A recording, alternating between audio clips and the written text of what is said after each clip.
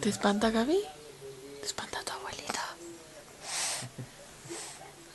¿Esto para grabar? Ya está grabando. Vamos a grabar a Gabriel porque dice que no ronca. Acompáñenme. Espérate. Nos acercamos.